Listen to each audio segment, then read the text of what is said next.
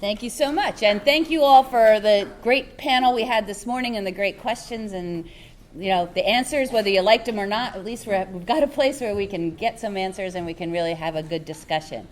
But to me, this is the cream of the moment here. About a year ago, I attended an annual planning conference.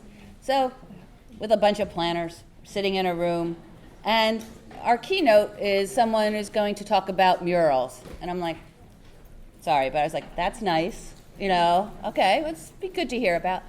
Well, I walked away from that presentation so inspired and so excited about the potential of marrying planning and art and community that I was just like, we have to get her here. We have to bring her to New Jersey. We have to get her into our region to talk to us.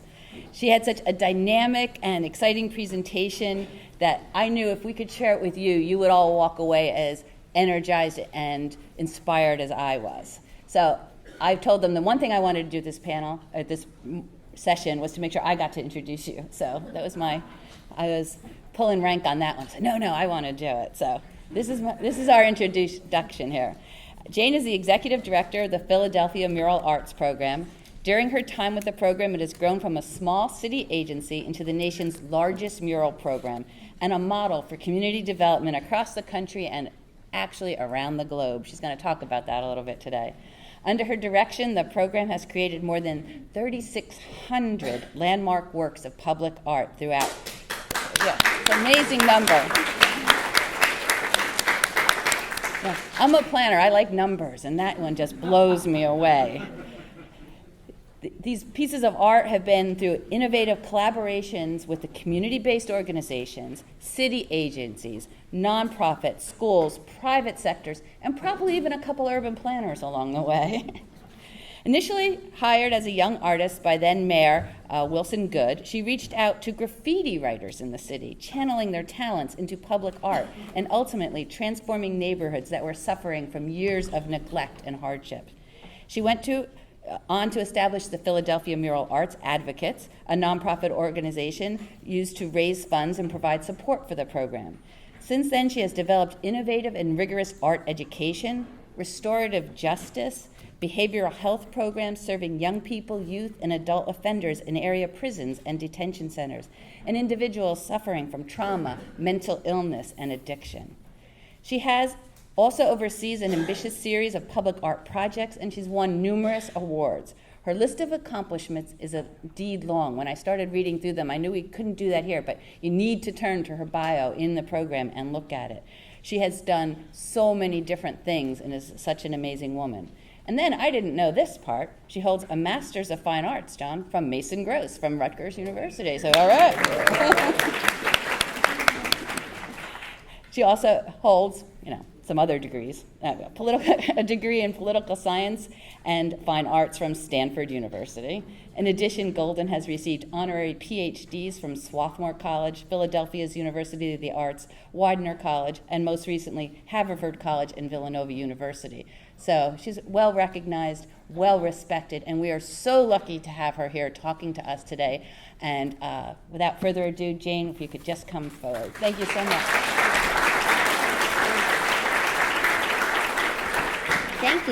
Thank you. It's great to be here. I love what you're talking about, and I feel really honored to be here today. So just know how grateful I am. So today what are we going to talk about? We're going to talk about a little bit how I got interested in this field, and then we're going to talk about how a small, scrappy, grassroots program turned into mural arts that has become really like an international model, because there was nothing that would have predicted what eventually happened.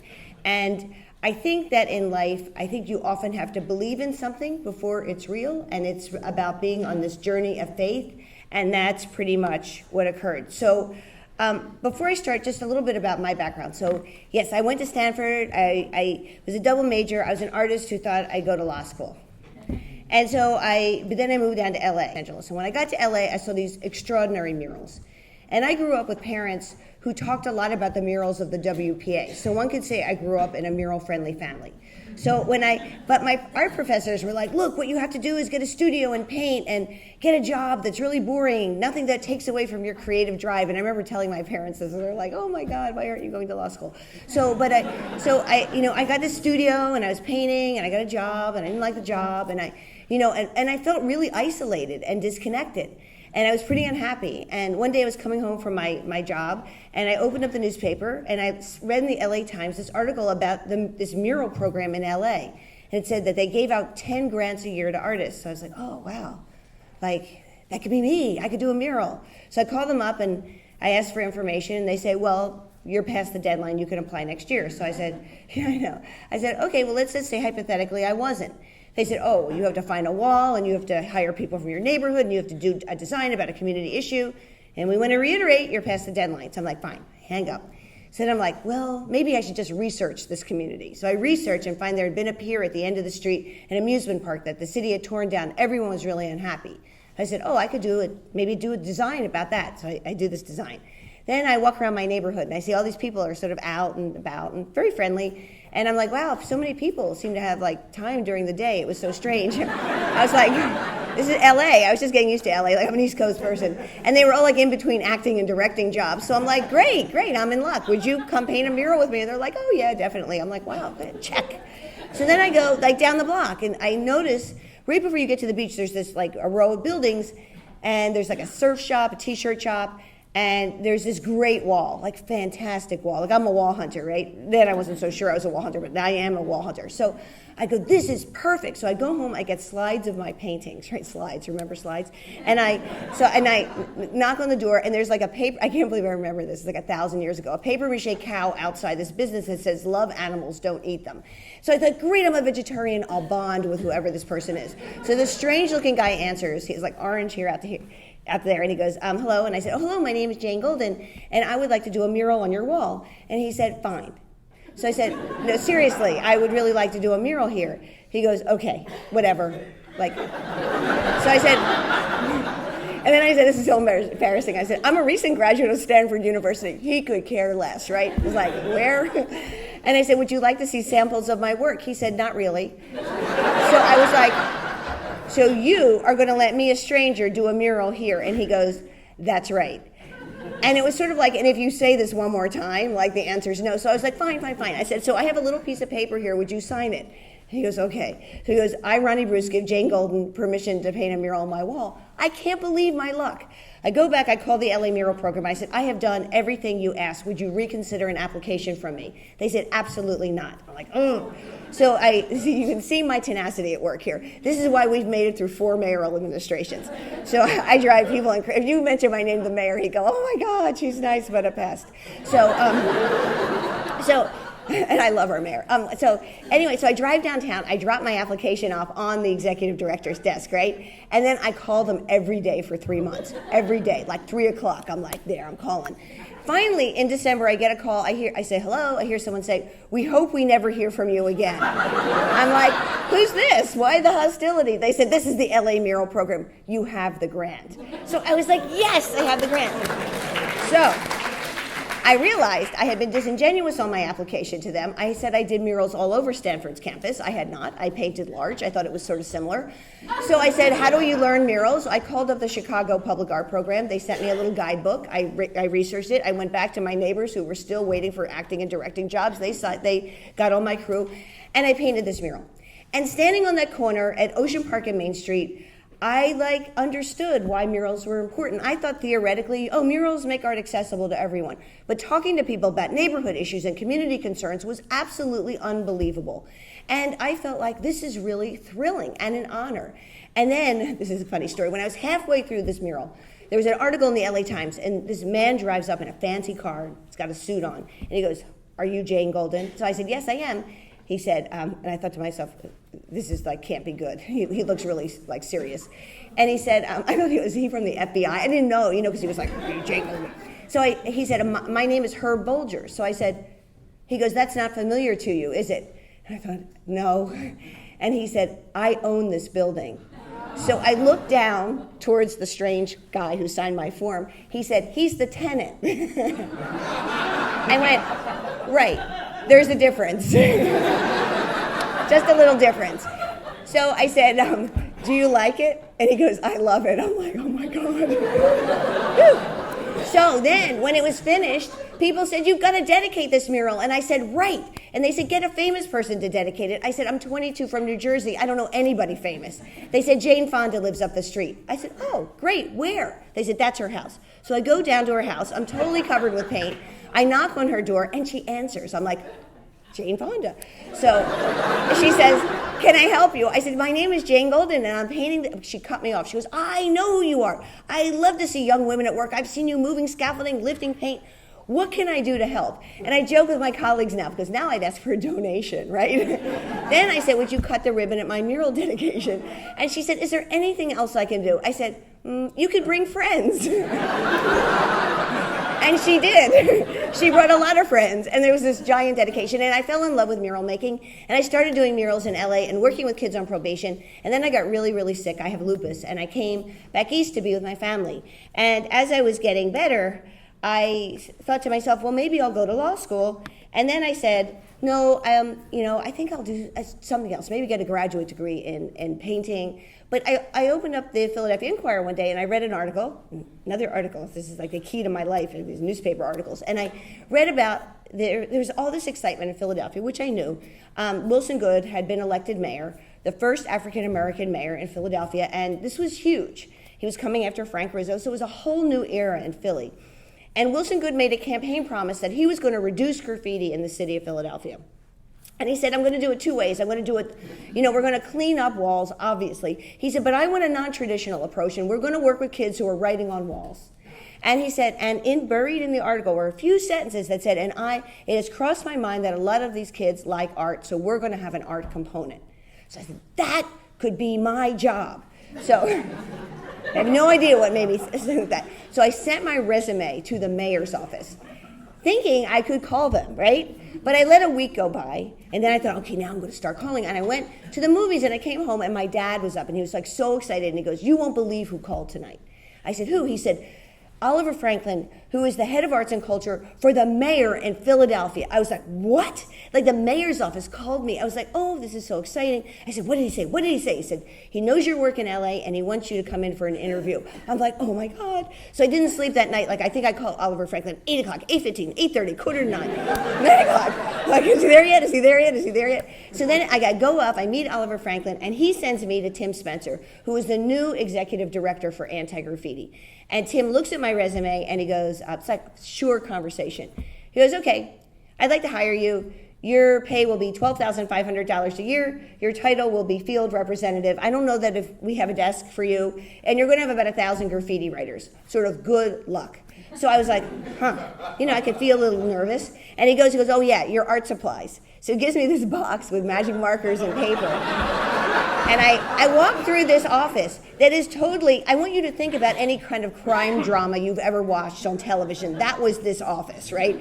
There were all these kids with backpacks. They made clicking sounds, and people would say, what's in your backpack? And they would say, books. And then they'd go in the hall, and you hear it. I'm like, oh my God, they're writing on the walls of City Hall Annex. Then there were police officers and judges calling and detectives. I'm like, this is like pandemonium. But like I kept thinking, but I've always liked reading crime novels. I'm living on the edge. That's what I'm doing. Or maybe I should have gone to law school. I wasn't really sure. And then I saw my little art room, which up until the day before, I think had been a closet. They were like, this is your art room. So I was like really sort of, nervous. But I was also really excited. So let me just pause for a minute and talk about anti-graffiti, because I think this is really important. Number one, elected officials can talk all they want about problems. Unless you fund something, right? You're going to fund it, nothing is going to change. You all know this, right? So Wilson Goode had courage, and he put $6 million on the table to fund the Antigraffiti Network. He had a plan of action. It was also a visionary program because the seat of power was open to kids from every neighborhood of the city. What we do, it's called the Mural Arts Program. It's a community-based public art program that thinks a lot about issues around equity, justice, and access, period. That's what we do, right? And my learning took place back then. Working at the Antigraffiti Network was like getting 3 graduate degrees. You know why? I was a young person, a white person from New Jersey who had been in California, who hadn't spent a lot of time in Philly. And Tim Spencer and Wilson Good and the kids I worked with gave me access to the city in a way that was a privilege, a privilege. It would not have happened without them, right? And so I learned from the ground up about community organizing, about block captains, about community leaders, about how you infiltrate city government to get them to actually make a difference and be effective on behalf of citizens of the city of Philadelphia. That's what I learned at the Philadelphia Anti-Graffiti Network. I didn't really know it in the beginning, you know? Oh, thank you. I get so wound up. But I give Wilson Good a lot of credit because people said it's a waste of taxpayers' money, right? Like government money has come, they're bad words right now. And I think it's so ironic. So every time I give a talk, I'm like, no, I want to push back on that. Because government money can be good money. It can be the first money in and you can leverage it and you can do a lot with it. You want to be effective, right? And you want to use the money wisely and prudently. But it made a huge difference. Graffiti in Philly, it was a social epidemic. And people had the attitude that it will never go away. But here is one thing that I have learned repeatedly over the years, that when it comes to society's most intractable problems, never discount the role of innovation and creativity to ultimately make a difference when other traditional interventions have failed. Really, period, right? That's why I love artists. They're some of the best thinkers in our society. So anyway, so here I was, it was totally confusing. What am I going to do? So I started to call up I called the Philadelphia Museum of Art. I said, can we have programs there? I called rec centers. I called churches. And then there was this structure in place. You see why everyone looks so happy in this photo? It's because they're swearing they're never going to write on walls for the rest of their life, which wasn't really true. So there was a system. So they came in, they took the pledge, and then they had to do scrub time. And then quite suddenly, actually, they were sent to me. So I had to create a system. So I started to talk to graffiti writers. I had to figure out why they write on walls, and how could I design a program that would be palatable to them. In the meantime, my former boss decided I needed an assistant. So he gave me an assistant, this young man who wrote Tran. He was quite notorious in the city. And I was like, really? He's my assistant? Okay, I'll go along with that. It's like, I thought my assistant would come from like art school or something, but I was like, okay, I can be flexible. So Tran assured me I'm disciplined, I'm responsible. He had a part-time job. He worked for SEPTA, our transit agency. He did light maintenance in the tunnels. After Tran and I bonded, he took me into some of the tunnels where he did light maintenance, and there were these extraordinary graffiti murals there. I'm like, oh, I don't even want to see this. But anyway, so Tran was eager, energetic, and he filled me in on the graffiti world. He said, look, Jane, it's highly organized. They meet every Saturday. They plan their routes. There's groups. There's high-class lunatics out to bomb, the Bronx Bombers. I'm like, really? There's like this whole, I felt like an anthropologist, you know what I mean? Like I'm like uncovering a culture. So I was like, okay, but this is like really good news, because I could figure if the more knowledge you have, the more you can infiltrate and make a difference. So I said to Tran, it would be great to have a summit at City Hall with all the big-name graffiti writers, since they seem to have some, influence over younger graffiti writers. And he said, oh, that would be good. I don't know if they'd come, but let's try. So I talked to Wilson Good. Tran and I, in the meantime, started doing some small murals. I had asked my boss if we could do murals. I thought that would be good while I'm teaching workshops. So one night, though, on a Friday night, there's a knock on my door. I open the door, and there's Tran. And Tran knew where I lived, because we had stopped for art supplies. And there are 10 very tall young men at my door, and they introduced themselves to me as Cool Earl and Knife and Pez and Baby Rock, on and on. And I realized in my office this is sort of strange, but we had Most Wanted posters, and their names were on the Most Wanted posters. This was not like seriously they were getting arrested, but it was like Most Wanted, 500 properties defaced, Baby Rock. So I was like, oh. So I didn't know what to do. So I was like, oh, what should I do? Do I call the police? Do I invite them in? So I always err on the side of being solicitous. So I said, oh, I can't believe I said this. I said, come in, we'll chat and have some tea. I don't know why I said that. It was so strange. Like, really, did they want tea? So I was there. And then they sat down and they looked up and they saw my books and they were like, oh, look at all those art books. So I said, help yourself to art books. So I start passing around art books. And then one young man, who is actually he's a colleague today, he stood up and he said, oh, hello, my name is Knife. He was actually the spokesperson for the group. So I could feel my spine stiffen. So I said, yes, Knife, Mr. Knife, like whatever. So he said, I have some questions for you. Tran told us about your background. I said, yeah, okay. He goes, well, I would like to know what you think about the color fields in Mark Rothko's paintings. And we're very interested in your opinion about William de Kooning's work. And my all-time favorite is Andy Warhol. So I looked at Knife, and I was like, well, surprised. I was surprised because they had just told me they dropped out of school in 10th or 11th grade. And I was like, how in the world do you know about the abstract expressionists? He goes, oh, he goes in his backpack and he pulls out the magazine Art in America and he goes, well, I've been stealing this since I was 10. So I was like, strange magazine to steal. Don't know if I'd steal that. I might steal time. I was like, wow. And so like he's handing it to me. I'm thinking fingerprints. I'm like, drop it.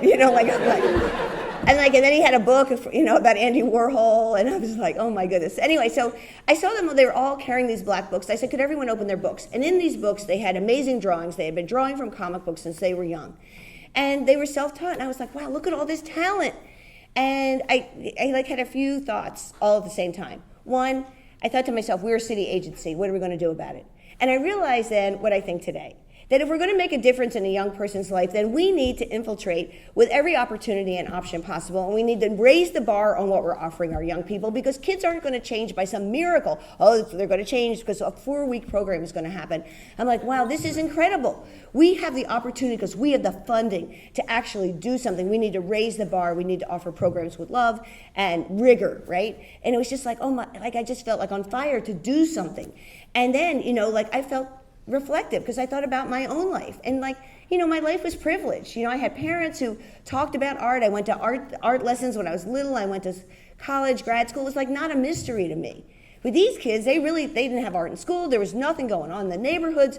So I was like, so I said, well, look, I'd love you to sign up for Antigraffiti, and this is what we're going to do. You have to, take this pledge, and you have to, do scrub time, and then you come to me, and, we could do murals. And I went upstairs. I got mural books from LA, Chicago, San Francisco. I said, look at these beautiful murals. This is what we'll do in Philly. They're like, not with us, because we want to use spray paint. I said, well, you can't use spray paint. They said, right, we heard that. So not with us. So I said, okay. So where are you guys going to be when you're 25? Well, we think we're going to be famous like Keith Haring. I said, okay, well, all right, okay, let's hang in there with that for a minute. I said, so here's a wake-up call. I think only a handful of artists will make it in America every year who can rely solely on their art. So you're high school dropouts, right? So I'm going to ask you again where you think you're going to be when you're 25. And the conversation evolved, and they said they thought basically they'd be dead or at Graterford, and it was just the streets, and they had not much of an idea about a future for themselves. So I said, okay, so I'm going back. I rest my case. I think you should sign up for Anti-Graffiti. Look, you all like using spray. How many of you do spray murals? They all raised their hand. How many of you get paid to do spray murals? They looked at each other. I said, because how many of you have contracts? So you're all getting taken advantage of by businesses. And P.S., you all are graffiti artists that are going to be used by the galleries for like 15 minutes, and then when they're done, where are you? I'm not saying never use spray paint again. Look, I get it. That's your medium, right? I'm not a dictator or fascist trying to clamp down on your creativity. I am saying you need to learn everything. And you need to be really strong because life is hard. So I think anti-graffiti could be really great. And you could do something artists in America dream to do. You could get paid to paint. That is a really big deal. So they were like, okay. It was like a 2-hour meeting, and they were like, we're going to sign up. I was like, okay, great. So we shook hands and they left. So I was like, what a victory. So the next day, I was on my way to City Hall, and I'm turning the corner, and there is a great wall at the corner of my street where I used to live. And I look up, and I'm sort of startled by these new graffiti tags. Knife, Tran, Baby Rock. I'm like, I don't think that was there yesterday. But then one thing really caught my eye, because it was giant. It said, Cool Jane. I'm like, oh boy. I'm really going to lose my job. I go down Broad Street and I see, 20 of them. Cool Jane, Cool Jane, Cool Jane, Cool Jane. So I'm like, I'm doomed. So I get to work and there's Tran. So I said, Tran, my assistant. I said, so what's up with the Cool Janes and the new graffiti tags? He goes, oh, you're the first adult who ever talked to them. They really liked you. It was a compliment. I said, yeah, well, they should have just said thanks. Because now we have an emergency. And I was very stern. I sort of thought it was funny, but I couldn't admit it. So then I'm like, we're going to bring, because the city, when I said I wanted to do murals, Tim Spencer was like, great, and gave me 100 gallons of beige paint. I'm like, not really. This isn't going to work. And big brushes. So we took our beige and brown paint. We went to Broad and South, and we cleaned South Broad Street. So I looked at these guys. I said, the next test is the Philadelphia Museum of Art. I'm going to be there next Saturday, and I want you there. If you don't show up, the deal's off. And I thought that's a pretty weak threat. Who was coming on a Saturday? Anyway, I said, well, you can't work. I said, you've got to really, if you're going to work with me, you've got to work with me, and you can't write on walls. So they said, okay, they got it, they were apologetic. And so the next Saturday at the Philadelphia Museum of Art, these guys were like, great, it was a great class. And during one of the breaks, the guards from the museum came running in, and they're like, Miss, you've got to control those kids. It's a disaster. And I'm like, oh my God, are they writing my name on the Philadelphia Museum of Art? Because that would indeed be a disaster. I said, what are they doing? And they said, they're in the cafeteria trying to sell their artwork to people from the suburbs. I was like, yay. So anyway, we flew into action then. We started driving around. The city gave me an undercover police car. It was totally dented. When you beeped the horn, the trunk flew open. It was sort of mysterious and completely could not explain it, but I annoyed people who were behind me. And so we drove around neighborhoods where the only other, quite frankly, city employees were the police. And we began to deliver art as a city service. But at first, I want to be clear that people were not thrilled with the idea of art. People said we want housing and we want jobs, and we think that art is pretty frivolous, so we don't get it. So we came back, and we came back, and we came back because we're so tenacious. Finally, Miss Rachel Bagby, a block captain in this part of North Philadelphia, said, you know what? She said, I just have to explain to you that we are pushing the boulder up the mountain. Our neighborhood has gotten so few services. You have to understand why we're skeptical about the idea of art. So I said, I get that, but what do you want on that wall? And she said, well, really, no one ever asks us what we want. Things are done to us or not done. And the only visual stimulation we have here are billboards advertising alcohol and tobacco. And our kids are really never going to have beauty in their lives. And we were like, well, let's change it. But what do you want? Now there's a phrase that's used with activists and academics and museums. There's a whole movement now around social practice. And so people use this term co-create. But back then, sitting in living rooms or churches or people's kitchens, that was about co-creating. We got that, right? We got that this could not be about art that was parachuted down from the sky. This had to be art that was created with great intention. This was about building partnerships between the artists and the community. And through a creative collaboration, we believed that something could happen. We weren't sure what. And when people started to talk, they opened up about their lives in ways that were very powerful. Here people said, we grew up on a farm in the South and we want our kids and grandkids to know about where we lived. And so then we did this mural. And then people said, we want Malcolm X, or we want Roberto Clemente, or we want this, or we want that, whatever it was. And we did it. And then what we saw is that people became really inspired and excited. And that we realized that we were giving voice to people's stories, their struggles, their triumphs, their aspirations, but it was not about us. It was about this dialogue, this discourse, and holding up a mirror to people and saying, your life counts. We all want beauty in our lives. It's why we go to galleries and museums. It's why we hang art on our wall. But beyond that, I would posit that we also want meaning. And that's what came through loud and clear back then. And the block captains that I met became my mentors and my teachers, right? And they sort of talked me through those early years about how to navigate communities. But what was so wonderful is that suddenly, like the lot in front, people would say, we don't want to take this. It's filled with trash and crack vials and syringes. And we were like, yeah, right. What should we do about it? Not us, like somehow we had some, we were coming in to save everything. No, people were doing good work. It was unacknowledged, unsupported, but the work was fantastic. So we were like, okay, let's call the Urban Greening Agency. And then we designed a resource guide to demystify city services. Why shouldn't people in struggling neighborhoods get services? Of course they should get services. And we became like advocates, right? So people who were sitting on the sidelines who felt like, well, I like my neighborhood, but I'm really exhausted, apathetic, cynical, whatever they were, felt empowered and inspired by this. And we saw the catalytic power of art. I am not saying that everything we do cures a city, but I am saying that murals show us the catalytic role that art can play in the life of a city, and we learned it back then, when the needle started to move. And that, to me, was fascinating. And then we started doing lots of projects, and other artists would call us and say, I want to work with the Antigraffiti Network, like Sidney Goodman. I love this quote, "I am large, I contain multitudes," by Walt Whitman, picked out by the young people on our team. And then this one, Dr. J. This wall was totally defaced, and the lot had trash 5 feet high. Why I love this? This was painted in 1989. 1989, not a spot of graffiti. When I started working, people said, oh, what a waste. Those walls will get graffiti and the kids you're working with are going to end up in jail. And I'd be like, really? It's a waste? Yeah, it's a waste. I said, well, if I'm wasting my time, I guess I'll find out, but that's my decision, and mind your own business. Sort of, It's where the adversarial side of me comes out. Anyway, it was like, so if I had $1 for every naysayer, I'd have an endowment at Mural Arts, because everybody was like, that's not going to work. And then, but what happened is that it did work, right? that the kids were really engaged, and that there was this extraordinary team of young people working across the city. And I'm not talking a few kids, I'm talking thousands and thousands and thousands of young people. And no one touched these walls. No, it was like magic. We would put up a grid and the graffiti would stop. It was unbelievable. And here, I mean, if you go by this today, if you went on a mural tour, it looks like it did in 1989. This was an eyesore. Everything was going wrong with this site. It never reverted to what it was. So the work we do withstands the test of time, and that to me is hugely exciting.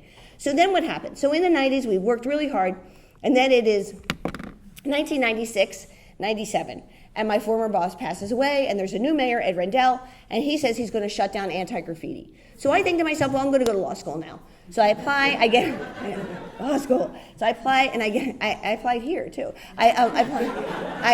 So I get in to law school, and then my brother, who's a lawyer, goes, I don't think you want to go to law school. I'm like, really? What do you think I want to do? He goes, I think you want to run an art program for the city. I said, well, there isn't one. He said, well, start one. I was like, start one? He goes, go talk to Ed Rendell. I'm like, he's got a point. So I went to see Ed Rendell. And Ed Rendell was like, you guys have done a really great job. He said, where would you be in city government if you could be somewhere? So I thought about it, and I said, I'd like to be the Department of Recreation, because the Recreation Commissioner, Michael DeBerardinis, who's now a deputy mayor, was doing extraordinary work. And he seemed very visionary to me and very creative. So he said, I'll think about it. So I came back a week later. He goes, okay. I talked to Mike. We're all set. We're going to move you to the Department of Recreation. Come up with a name for yourself. So we said, the Mural Arts Program. And he goes, Jane Golden, you're in charge. I'm like, great. But it's like when you're little and you have a spy club, and there are a few of us in charge, and we have like 10 cents. So I had like nothing. I had $100,000 because the money had all been divided up. So I noticed, so Mike D gave us autonomy and support. That was great. And I saw he was raising private money to open up swimming pools. So I went to him, I said, can I do that? Can I raise private money? So he said yes. I was like, great. So I just gone through a leadership program with people in the corporate world. I was always on scaffolding, right? I was like always like in the air or in neighborhoods. Like, so going through this leadership program, it was like I had landed on Mars. So I was like, corporate people, I'll call them up. So I called them up and I'm like, would you like join my board? And so they were like, yes. I'm like, great. So I put together this board. I got a great board chair, the person who ran leadership. And then we started raising private money. We made posters, postcards. We had a mural tour a year. It was like so exciting. And we filled the trolley, 35 people. It was like, yay. So then I would go back to Mike and I'd say, would the city match my money? And my money was never much, right? It was like a couple $100s. It was like I had checks in shoe boxes. And he would say, no, Jane, it doesn't really work quite like that. But he gave me enough information for me to get it that eventually it would work like that if we could really hit the ground running. So we realized, okay, here are a couple things. Here's our big epiphany. We're a pro-art program. We're not anti-anything anymore. So we're going to open our doors to all kids. Too many kids in Philly go to schools where art's not an option. Okay, we're going to hire emerging and established artists. We love artists. We're going to start internship programs, apprenticeship programs. And I want to tell you something. We started going 100 miles an hour in 1997. 1997, it wasn't like 100 years ago, right? And really, in some ways, we have never looked back. So we said, okay, what are we going to do? So we, like Jackie Robinson, what a beautiful image this is, right? And then the Peace Wall in Grace Ferry. Here, like all communication between whites and blacks had shut down. There had been a murder, there had been a beating. And we said, okay, we got a grant to do murals based on Quaker traditions. Well, we said we're going to do a peace project, and we're going to do it right there. And people said, you can't. That you are so naive. And we're like, well, Ed, what do you mean we can't? So I worked really hard with a deputy mayor. She's African American. Obviously, I'm white. We were a really good team. We went door to door and talked to people about how a public art project could show people that change could happen. We said, you're all saying the same thing. What is it you want? People said, nothing. We don't want anything. And so we would have meeting after meeting. And only African American residents would show up for a while. No white people would come. So Lillian and I would hit the streets and knock on more doors. Finally, we had a meeting where people came, black and white. So we said, okay, what do you want? It's a little meeting. They said, we want a mural of hands. I was like, that could be either really cliche or maybe something nice. I talked to my husband, who's a filmmaker. He said, why don't you use real people's hands? So I said, good idea. So we said, we'll take the photograph. I'm like, but who's showing up for the shoot? Probably nobody. So we put signs around Grace Ferry, lend us your hand for the photo shoot. And I was like, and then we sat there, we're twiddling our thumbs, we had lemonade and cookies. Lily and I are having some lemonade, we're looking at each other. Some of my colleagues are there from Mural Arts. We're like, okay, it's gonna be art, just us. And suddenly people start coming in, like white and black, young and old, and they posed. And they reached towards each other and touched each other, and it was like so moving and beautiful because they had never talked to each other. And then we took the picture, we digitized the image, we projected it on the wall at night. So what's so powerful about this? What's powerful is that the discussion started to shift. See, I think there's power in that. Like last night I was on a panel talking about a big project we just did along the Amtrak rail corridor, and people were like, what's next? But you see, when you do this work a long time, you realize that change is really, really incremental. And that it often starts with the conversation. And if the conversation, right, it starts to gain momentum, get some traction, that can lead to something else. And so in Grace Ferry, the fact that people were actually talking led to something else. And the something else was that people felt so empowered and inspired by this, they together collectively bought the building. They then bought the land. We turned it into Peace Plaza. And my second job is I teach at Penn, and I love it when community leaders come. And I love it when they come from Grace Ferry, and I love that they talk about today economic development. I like the fact that some of the changes happen when we're there, and some of the changes happen when we're long gone. I think that is really important. And this one happened, and people were like so delighted because it showed people that murals are the same quality as art you find in galleries and museums. And I don't know why people didn't think that. I guess they weren't thinking about Michelangelo or the WPA or the Mexican muralists or the great political art in this country in Chicago and LA because when we started doing murals, people were like, oh, murals, there's public art and murals. I was like, what? So I was just like, this is crazy, right? Aren't we all working in public spaces? It's like, can't we all get along? But when this happened, it was like, oh my God. But I love this because it gives kids the dignity and respect they deserve. And also I think context is everything, and I love how she used the architecture. So here, our mission, we create art with each other to transform places, individuals, communities, and institutions. And through this work, we established new standards of excellence in the practice of public and contemporary art. So then, 2004. So now there's a new mayor. So every new mayor, it's a whole new thing, right? So this new mayor has a managing director, Estelle Richmond, who's brilliant, who I love, who eventually went on to work for the Obama administration. So she calls me in one day and she said, what's your budget? So I tell her it's $200,000. And she said, well, what if I doubled it? I would like you to work with kids who are truant, delinquent. I want you to work with prisons, people in prison. So I was like, fine, that's fantastic. Suddenly she made us part of the Division of Social Services. So suddenly in 2003, 2004, I found myself at the table with these commissioners who are big vision people, and they have giant budgets, like $500 million. I'm like, note to self, follow them, get in the elevator with them, go across the city hall, hover outside their office, make yourself useful, make them like you, kind of deal. So it's within 6 months, suddenly I was working with the Department of Human Services, Department of Behavioral Health, Department of Prisons, and we suddenly said to ourselves, wait a minute, we're just not interested in a mural. So many of your planners in the audience, it was I knew urban planners, I was talking to planners, we sort of intuitively thought about a neighborhood, but we hadn't been really intentional about it. And so when we did this project, it was life-changing because it was a giant block, just depleted, and we worked with an urban planner, and we worked with the Pennsylvania Horticultural Society, the Urban Tree Connection, and we brought everyone together to reclaim and transform this giant space that no one ever thought would change. And it was user-friendly, people were using it. And next door, there was a rec center that had totally been abandoned. It was like a sea of glass, no equipment, and we said, we're going to leverage the success of this, we're going to get some swings. It was such a big deal to get swings. I was swapping mural books for swings. We're like, we'll do this, we'll do that. Please, a swing is necessary. Then we need someone to set up the swing. And we were everywhere doing all this that went far beyond whatever, the mural arts program definition. But it was fantastic. And it gave us a clue, okay, we want to think about the lot, the block, and the civic life of the entire community. And this was sort of life-changing. And then we worked here in North Philadelphia and worked with a great, APM, the Community Development Corporation. We love community development corporations, and we work with them all the time. And this is now a park. But if you could have seen the before shots, right? Graffiti on the wall, trash everywhere, and to reclaim and transform it in this way that sits really beautifully in the community, that's part of the community plan, it means our work is not random, right? So we could do tons of work. There's a giant waiting list for our work, thousands. But we need to be smart about how we operate because we don't have endless money, and we want the work to move the needle. And how you do that is to work in partnership and collaboration.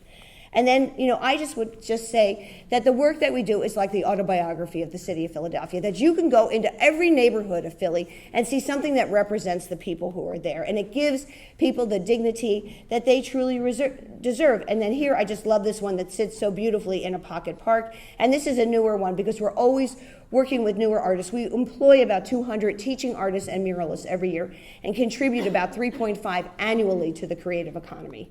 And then in art education, like what we really believe is what we believe then when I was in my living room with all those graffiti writers. Raise the bar, offer sustained substantive programs. So you can come in as a middle school student and take part in foundations. Then in high school, you go to emerging muralists. Then as you're a junior in high school, you go to internship, apprenticeship, or you go to our new entrepreneurial program.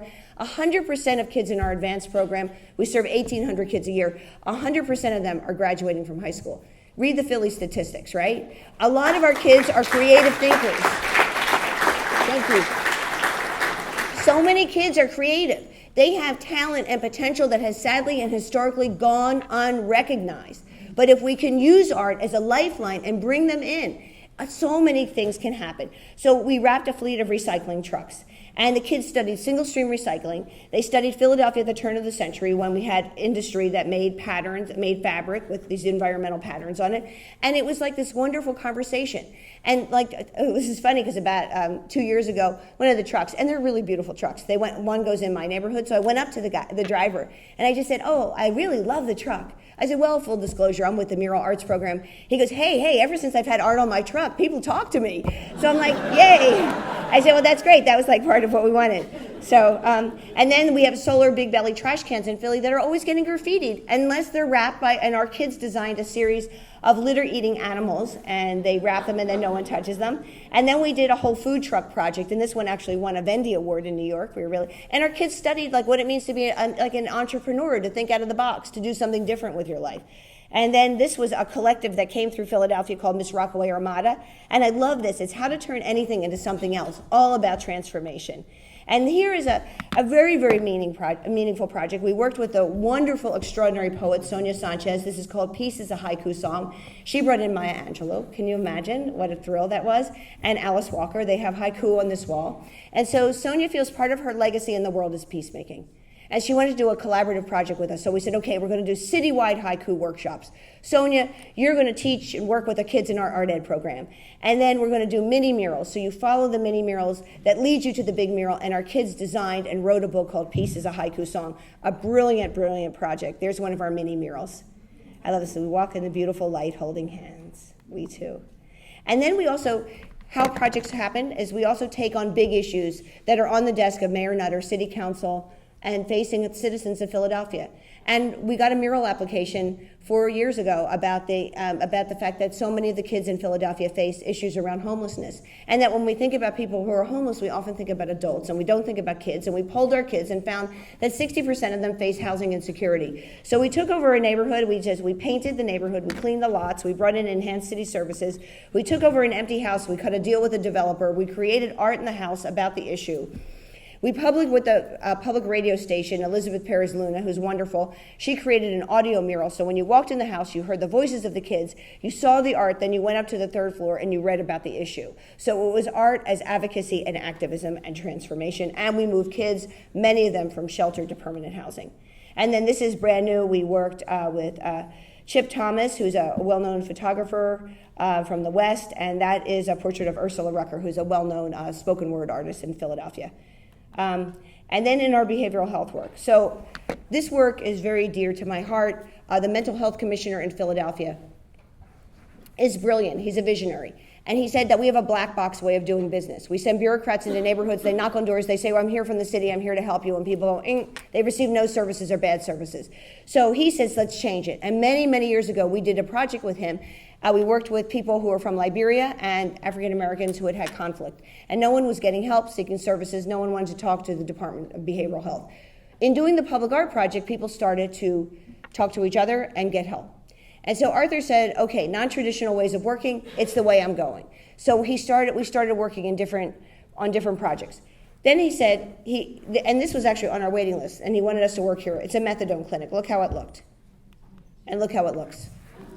So we took over the basement, we turned it into an artist studio. We started working, running our programs before group therapy. The therapist said to us, you're onto something, our therapy sessions are better attended. We got a little grant, we measured the impact. We saw the impact was profound. We then applied to the Robert Wood Johnson Foundation and got a major grant to embed ourselves in provider agencies around the city and use art as a way to overcome the stigma of mental health issues and to heal, to work with people, individuals, and connect them back to family and community.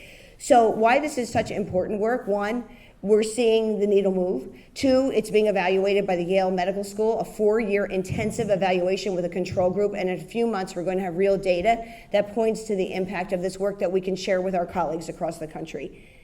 But I want to talk about transformation for a minute, because you see, we talk about changing individuals, and we talk about changing communities, and changing systems, right? And in a sense, it's all transformational. So it's not like you can say, well, I'm just changing the community, but I don't really deal with individuals, because see, the individuals can be empowered to actually make a difference in that community, and it can work together really beautifully so the change is sustained. And that's what we're seeing in the Porch Light program. And also for people who work on this, when I would make site visits, people would follow me to my car and say, Jane, I no longer feel like an addict. I feel like an artist. And that is a profound beginning. And then here we gave looms to shelters all over the city where they were weaving stories of their life. That's about the role of spirituality in the behavioral health community. This is a clinic. Look at this. When we started, people said, oh, it was great, it was peeling, they heard gunshots. And now people who are going to that clinic, they go for our programs, but they suddenly see something in their lives that they hadn't seen before. It is the transcendent power of art. We are painting the sidewalk. And then we did this big project about suicide. So who participated? People who tried to commit suicide and people who've lost loved ones to suicide. Suicide is an issue in the darkness, in the shadows, in the corner. Who wants to talk about it? But we were able to bring people together. Over 1,000 people worked on this. 1,000 people who felt empowered, who felt inspired, who felt, you know what? We are a community and we deserve help. And they are getting help because they're working together and collectively, and there's a group of people. And this was, I have to say, a wonderful beginning. And then this is Rise and Shine. We do two sides. There's Shine. And I love this because over 1,000 people in recovery worked on this. And it's a beacon on Broad Street. It is 10 stories tall. And what does that say about the resilience and the tenacity and the wonder of the human spirit? I think it speaks volumes. And here we're working with the Nepali, the Bhutanese, and the Burmese community in South Philadelphia. And why I like this is that we have a hub-based approach now. We're taking over empty storefronts that have nothing but trash in them. We're clearing them out. We're turning them into neighborhood hubs. Here we offer sewing, cooking, dance. We offering printmaking, mural making, ESL, and social services. More importantly, we've tapped into a community of women who are weavers, extraordinary weavers, and now we're selling their products at the storefront. And no one wants the storefront to go away. Why? Because it's a beacon, and there's nothing else going on down there. And now we're actually serving the school with all kinds of robust programs. So that's what I mean about thinking outside the box. Who would have expected this, right? And it's like we're doing it, and it's exciting. And then criminal and restorative justice. Over 2 million people are incarcerated in this country. What are we doing about it? And in Pennsylvania, 90% of people who are in jail are coming home. So we started in 2003, 2004 working in Philly prisons. Then we started working in the state prison at Graterford. Then we started working with crime victims, victims advocates, and prisoners to create a series of murals called Healing Walls. And this was so successful that the man who was the head of corrections for the entire state, who was very conservative, came to visit us, and he made our program there at Graterford a formal work program. So the men get paid every year to create about 25, 30 major works of public art that get embedded on walls around the city. These men are lifers. So when I started out, I thought, why are we working with lifers? Until they said that their lives went dark at age 10. And then I thought about the kids we work with. And then I realized, they're not there in a vacuum.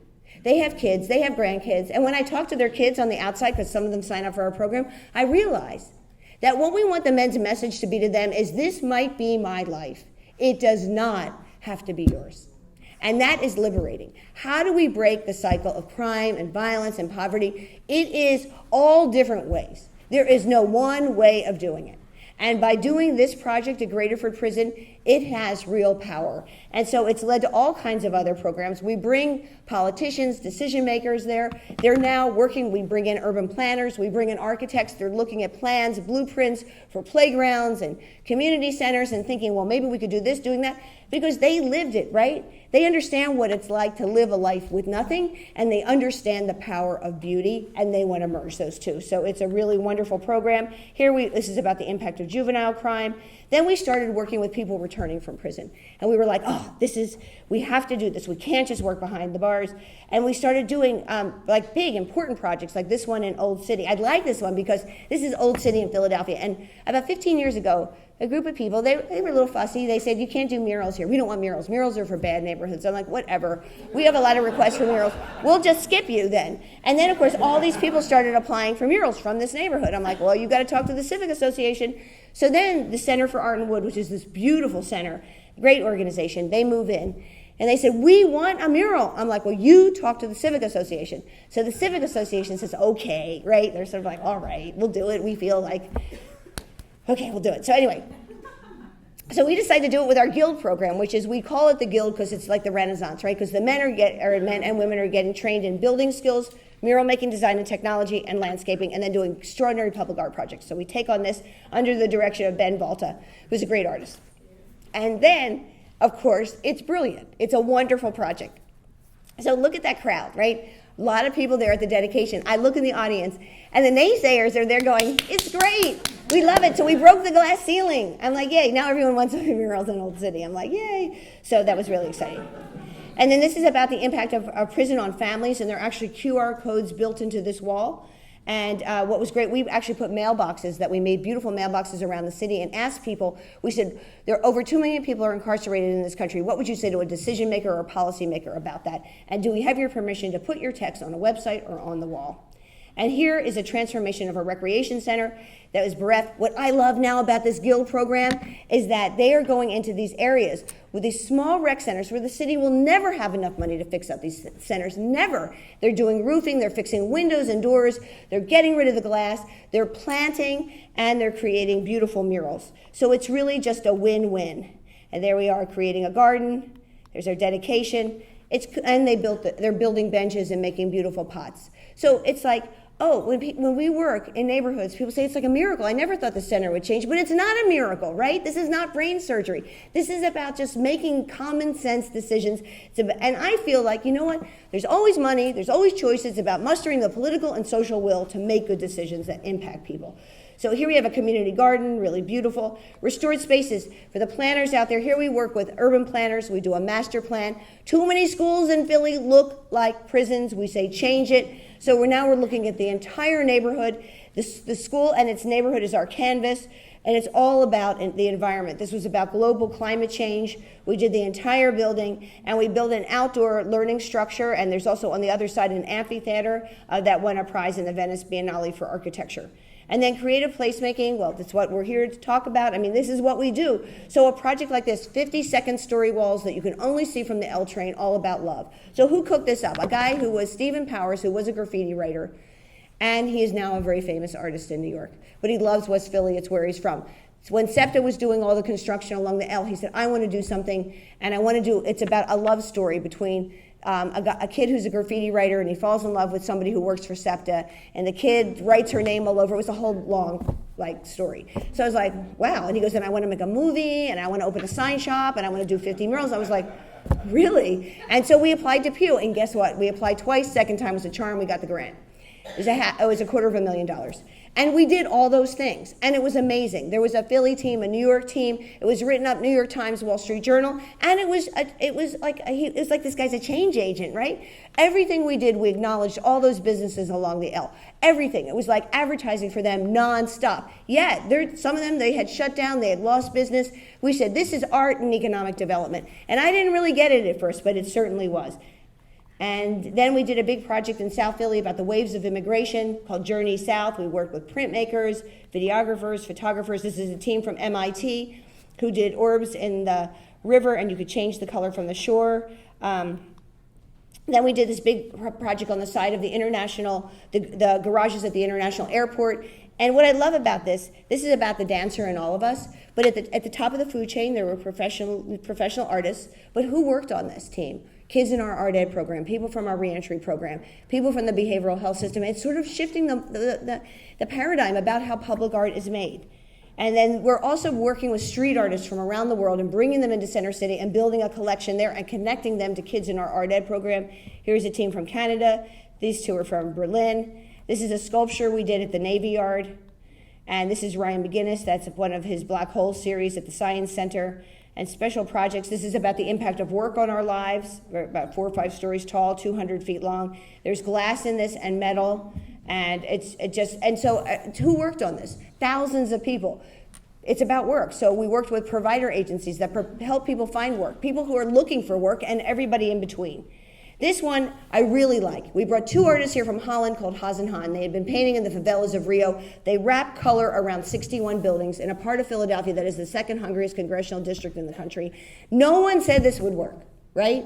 And I want to say the art led the way. And I give so much credit to our Commerce Department and to the Knight Foundation for really believing in this. Because now there are all kinds of, not just conversations going, but there's, concrete changes going on. And I think people said to us when we came in, if you're coming here with another plan, we can't hear it. But when they saw that color and they realized they could be involved in picking the palette for their own building, it was really wonderful. Here's just another photo of that. And then we worked with artists from Paris, Lucy and Jorge Orta. And they did a big meal. They worked at farmers markets for 6 months doing all kinds of programming. And their art is this meal, because everybody makes these beautiful plates and makes the runner. And then we had Mark Vetri, who's a really famous chef. He was the curating chef. And thousands of people came together from all over the city, every walk of life, last October. And then this is the most recent project I wanted to tell you about. It's 5 miles of color along the Amtrak rail corridor, a corridor that's industrial, that's dying. I've worked for 4 mayors. Everyone talks about it. And we brought in Berlin-based artist Katerina Grossa, and we had a local team and a team from Berlin create this work. It is very, very abstract. It is color used in a very bold, conceptual way. It is supposed to transport you and take you out of the space where you are. There is a card. We did 18,000 seat back cards. So on the card, if you're on an Amtrak train, you could read about the project, dial a number. The audio component has 3 tracks. Track 1 is the artist talking about her work. Track 2 is a conversation about the industrial corridor. Track 3, we commissioned a composer to create an original composition. And I want to say, what's wonderful about this is that now there's a conversation going on in Philadelphia about the industrial corridor. And will it change overnight? No, of course not. It's way too complicated. But it is a wonderful beginning. So here are just some facts about how we work, what we do. So what's our work about? It's about impacting individuals, communities, neighborhoods, and by extension, there's a huge impact on the civic life of the city of Philadelphia as we turn Philadelphia into a museum. And cities from all over the country, 200 of them, and then I'd say at least a dozen cities from around the world are actually in replicating this work in some way. And that is so fantastic and exciting. There's a wonderful saying that I love, and that is, hope is believing in spite of the evidence and watching the evidence change. Watching the evidence change, right? That is the gift and the honor and the privilege of doing this work and standing right next to the fact that we see art transforming individuals, communities, and cities. It is a wonderful thing because in our hearts, we really believe that art can ignite change. Thank you.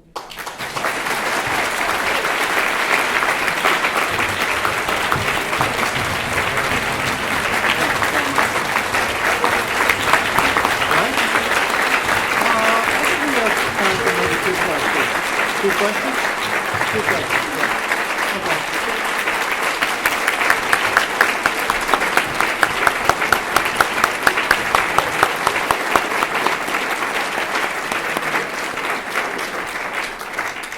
If you don't mind taking a little bit of a late lunch, well, I think Jane can stick around for 2 questions. So, Jane? Yes. Why don't you just raise your hand? Who's got a question? Yes, sir. When you run for mayor of Philadelphia, I was wondering what advice you have for smaller towns. So I am on the Borough Council in Flemington, 1.1 miles square, and having traveled in Philadelphia, seeing the murals up front, I am very inspired. What would you do with the smaller towns? Well, with small towns call, so that's a great question all the time. So what I think is that it's really important to bring together a team of people. So the community person, someone from some elected official, a funder, an artist, right? And then to really map your strategy so it can have some sustaining value. And I think like we're always happy to give information, our data. Like if you need any advice from us about impact, we have good information now. We'll have even better information in the fall when the Yale study is done. And so that people can really sort of get in their head that you're not talking about a mural. Because a mural can really be dismissed as something that's random and it comes and it's done. You're talking for a small town, something that has sustaining value, right? So you bring together a group that can really, and a planner, to really think about what is your big vision. Because a small town is not really unlike a big city. It's the same thing. But you want it to have some roots. So I'm all about building the partnerships on the front end that can deliver on the back end. So bringing together a group, using our information, really talking to people about what's been done in other cities, the data that they have, and the impact you want to make. And then strategically laying out your blueprint. We're going to do two projects this year, next year it's this, and next year that, and try to get funding for like a 3-year strategy. So that at the end of 3 years you can say, oh my goodness, like, because if we started out with a mural, like it was a program, right? So we could actually make a difference so that people could say, oh my God, like what's going on here? Like people would say that all the time, what's going on? These murals are appearing, like, and then you get this momentum. And then you're really strategic about it. Because I believe that you do good work and then you talk about your good work really cogently, passionately, explicitly. And then inevitably, if you've done 1 and 2 really well, you build your family and your supporters and your donors if you do 1 and 2 right. So that's what my advice to you. And we're happy. I have business cards. I'm happy to be. We'll give advice to who's ever out there. Yes. In the beginning or earlier, before you had statistics, I'm guessing that a lot of the measure of impact that people wanted to look at was reductions in crime in those neighborhoods. Mm-hmm. Can you talk about that and like how you were getting funding? Was it sort of on an abstract, like touchy-feely, oh, art is good kind of idea, or were you also really trying to tie the creation of a mural to reductions in crime in those neighborhoods? Well, I would say, first of all, that's a great question. We were funded by the Antigraffiti Network. We were part of Antigraffiti, a city agency. All our funding between 84 and 96 was from the city. So people eventually loved that. People really debated it in the beginning. Oh, we're cleaning up Philly, okay, but we're also doing art. And then people are like, oh, they're doing art and no one's writing on the wall. So the first measure was a decrease in graffiti. That's what people were looking at. And because we were really clear, it wasn't enough to just decrease graffiti. We were looking at, can we clean up these lots? The lots were filthy. And then, can you do some greening? And then, can you work with the neighbors to try to interest some developers who will build affordable housing and it won't go from 0 to 90 and just be gentrified? Like, what's that conversation? So that's what we were really intent on. We were looking at, were our kids staying away from getting involved in crime? We worked very closely with the police department, so we could see that this was a bit of a tipping point. I mean, that was sort of like the opposite of the broken windows theory. It was like good things lead to good things lead to good things. And it was sort of like true. It was sort of happening. And we were not that intentional in the beginning till we saw, well, wait a minute. Like this is going on, and can we grab onto the reduction of graffiti, and can it lead us to other things to make the neighborhood safer, more beautiful? How do we co-work with the residents? And then when we became the Mural Arts Program, it was just a different time when there was just less government money. So like we could just see the writing on the wall that we needed to be really savvy about how we would structure ourselves. That's why that public-private model. And even now, I would say I'm really happy for it because our budget is about $7 million and 35% comes from the city and the rest we raise. Foundations, corporations, individuals, earned income. You know the drill, right?